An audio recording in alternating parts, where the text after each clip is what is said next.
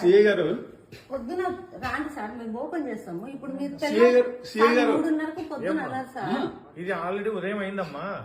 Sir ఎవరన్నా 3:30కు అతను చేస్తున్న రాజకీయం చూడమ్మా వెనకాల. అతను ఏం చేస్తున్నాడు చూడమ్మా వెనకాల ఒకసారి. మేమేమి దొంగలమా? ప్రజల మంచి కోసమే ఒక పైసా తీసుకోకుండా అతను ఏం చేస్తున్నాడు చూడమ్మా ఒకసారి. మిమ్మల్ని ఆడవాళ్ళని ముద్ర పెట్టి అతను వెనకాల నుంచి వీడియోలు తీస్తున్నాడు. మా ఆయన ముందర ఏం పెట్టలేదు. గతంలో ముఖ్యమంత్రులు నిన్నే వాడదలిచినాను.